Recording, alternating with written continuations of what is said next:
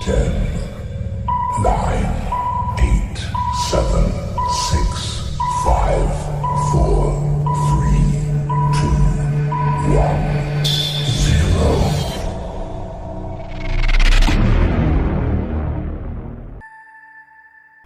Ketua Ajaran Perjalanan Mimpi yang Terakhir PMYT Sitah Anur 39 tahun mengisytiharkan dirinya bertaubat secara terbuka pagi tadi. Sitah atau nama sebenarnya Masita Abu Jalar membuat pengisytiharan itu di Masjid Sultan Salahuddin Abdul Aziz Shah.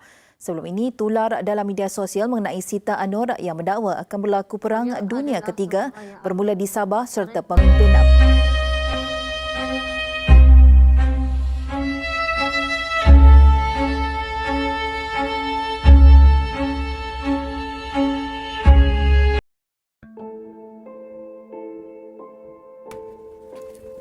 Inna dina indallahi Islam. Assalamualaikum warahmatullahi wabarakatuh. I am Aiman Haziq bin Suhaimi as the host for this documentary, and my metric number is 230343. Now let's talk about our main topic today, which is the Deviant teaching in Malaysia. The Deviant teaching in Malaysia has become one of the biggest problems. Malaysia already faced this problem since 15th century. They come from various backgrounds and promotes different type of historical value.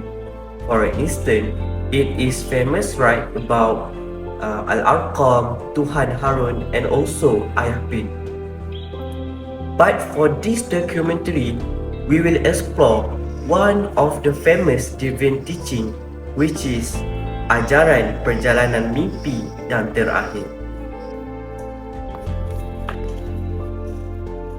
Masita binti Abdul Jalal, or also known as Sitah An-Nur, who is the founder of controversial religious movement which is Ajaran Perjalanan Mimpi yang Terakhir. She is a 39 years old woman and from Kelantan, Malaysia, and currently reside in Shah Alam. In this show, I will take you to uncover about Ajaran Perjalanan Mimpi yang Terakhir that show Malaysia in 2021.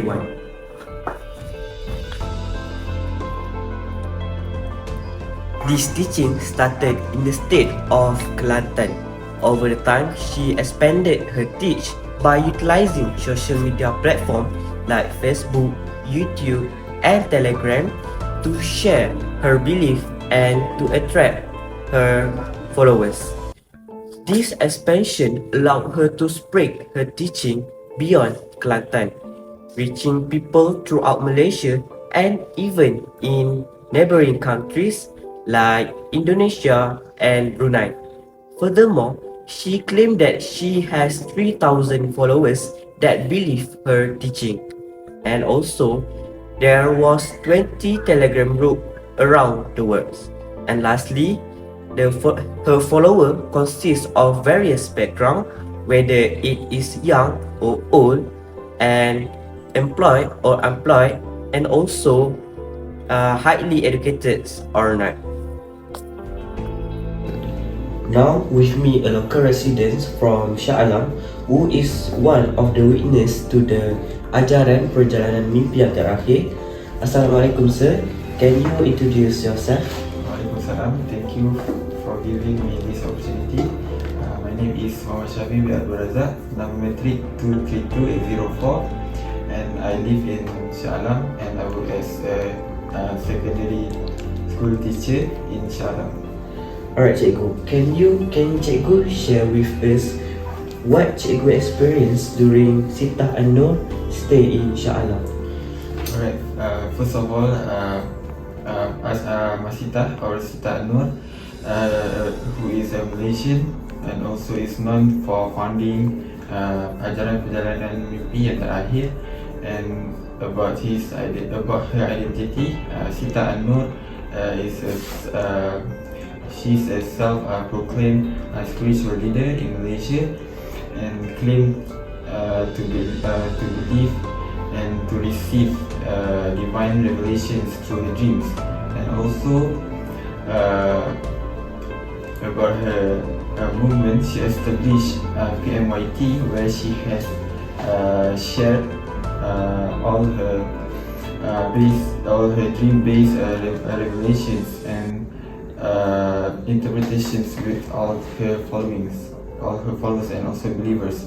So the characteristics of Sita An-Nur, Deviant teachings explain that she has garnered controversy and also attention for her Deviant teachings and also predictions regarding World War III. And also furthermore, Sita An-Nur predicts an imminent World War III, which starting in Sabah, and also claims to be leading all her followers in search of Imam Mahdi to fight with all the enemies.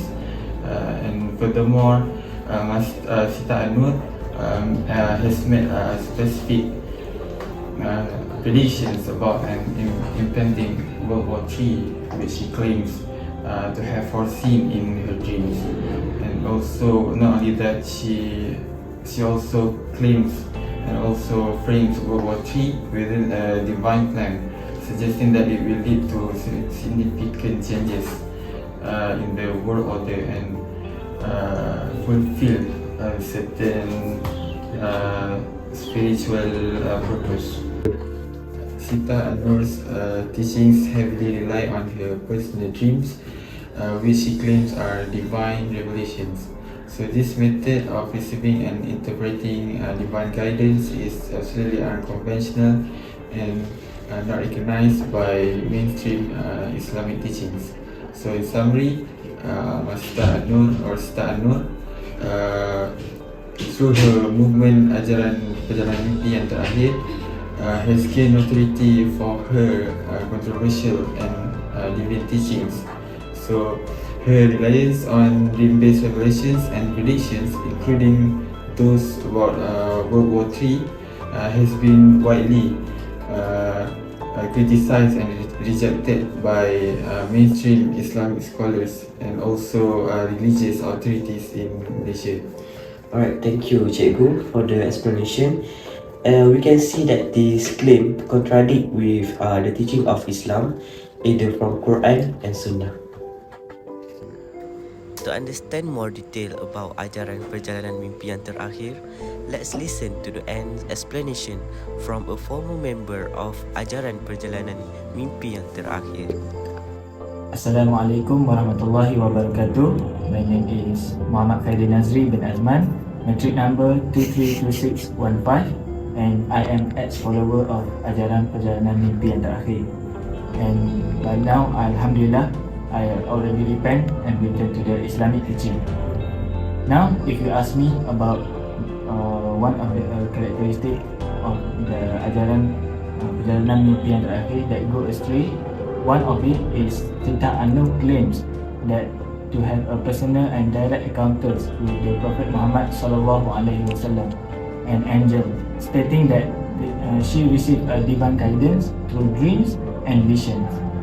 These claims are shared extensively on social media platforms such as YouTube, Facebook and Telegram.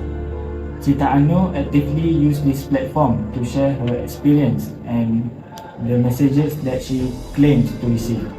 By leveraging the wide reach of social media, she has been able to attract a diverse audience and rapidly expand her following. Her claims to receive a direct divine guidance place her in a position of significant authority within the PMYT, and the follower may view her as a prophetic figure and whose teaching should be followed without question. The second characteristic is the PMYT movement reject the traditional religious authorities and institutions. Sita An-Nur instead position herself as esoteric experience as the primary source of the spiritual and religious authority. This include disregarding fatwa and teaching that recognized from the Islamic bodies. The movement challenged the teaching and legitimacy of traditional seminary like madrasah and university that train a certified religious leader. The movement may introduce the new ritual like prayer or practice that are not recognized by the mainstream of Islam. It will further distancing its follower from the traditional religious observance. All in all, to challenge the conventional Islamic authorities and institutions, Sitah An-Nur has positioned herself as the leading spiritual and religious figure in the PMYT movement by referencing her mystical experience and taking advantage of the social media. She set up a fresh zone of the religious hierarchy based on her personal power and presumed divine message. This way, it is not only undermining long-standing religious teaching, but also dividing Muslims further and may result in extremist behavior or tendency among her adherents.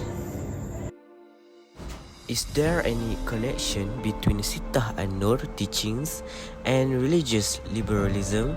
It could be helpful to hear from religious officer from Mufti department to understand further. Bismillahirrahmanirrahim. Assalamualaikum warahmatullahi wabarakatuh. My name is Amir Zuhair bin Muhammad Zamir with matric number 230664. I am Mufti in state of Melaka. So, basically, for this characteristic, we want to relate it with the liberalism. Before we deep down to the liberalism, we need to know what's its means of liberalism. Liberalism technically means a philosophy or ideology that offers freedom of thought from the tradition and religious domains by using rational and empirical. So, that is the true definition of the liberalism. So, what are the characteristics of the Perjalanan Mimpi yang Terakhir and liberalism? The first one is in aspect of akidah, which the Perjalanan Mimpi yang Terakhir ignore the divine revelation.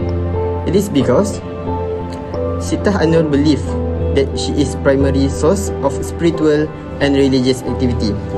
All kinds of rules and regulations are come from her, and she also made up some punishment to make their followers afraid and follow blindly all of his teachings and all of his methods of teachings.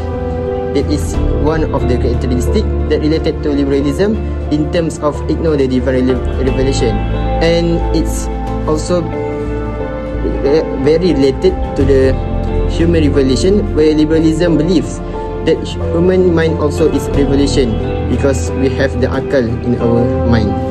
So that is the first one in terms of akidah and the revelation. The second characteristic is the Perjalanan Mimpi yang Terakhir or Sitah An-Nur came up with her own interpretation of Al-Quran and Al-Hadith. This is really related to the liberalism in terms of they deny of the discipline of knowledge of ulumul Quran and ulumul Hadith, which is they need to understand and seek the knowledge of tafsir Al-Quran and tafsir Al-Hadith, and they need to refer to the scholar of Islam to really get to know what is the true definition of the Al-Quran and Al-Hadith, which is for the liberalism they understand by their own mind and their own nafsu. So what are the example of the Perjalanan Akhir, Perjalanan Mimpi yang Terakhir or Sitah An-Nur for their interpretation? She believes that she will leading her followers to search Imam Mahdi. So this is one of the example which we can say that it's really fault and it is really decline of the discipline knowledge of ulumul Quran and ulumul Hadith, and even worse is really deny the true definition of this hadith, and that is my point for the characteristic that related to the liberalism. Thank you. After conducting research and analysis on the teaching of Perjalanan Mimpi yang Terakhir, there are many matters that need attention from all parties, especially general public.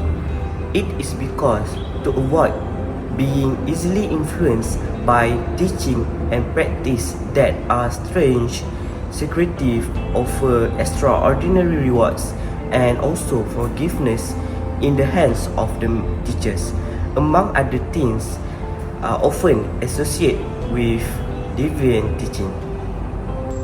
However, sometimes these teaching attempt to attribute their characteristic and experience to certain position, which can confuse those who are ignorant and lack religious knowledge.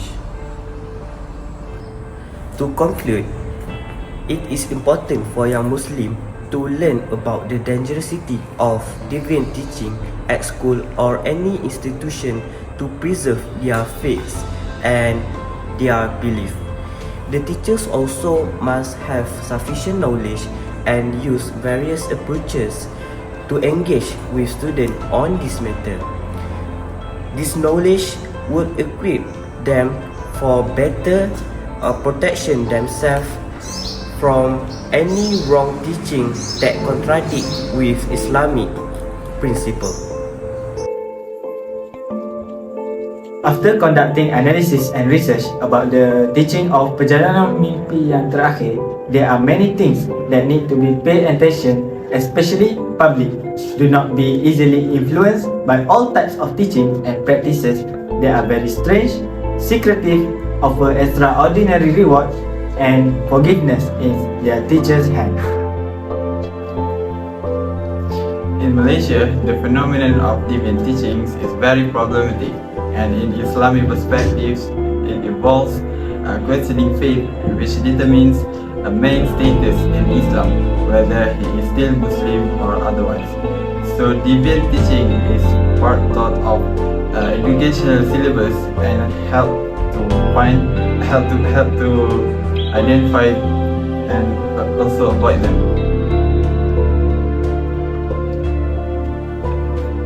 The widespread of deviant teaching due to several factors. First factors is weak faith, which easily lead to searching for new teaching. Some people tend to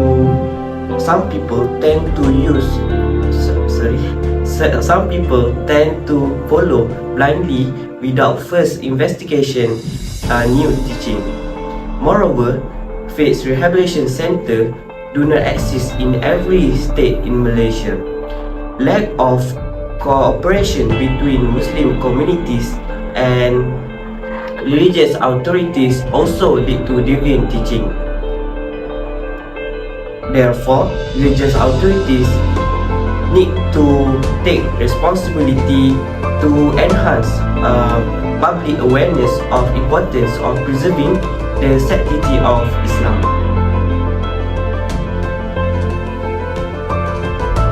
To conclude, it is very important to every young Muslim to learn more about these deviant teachings in order to protect their Iman and preserve their belief.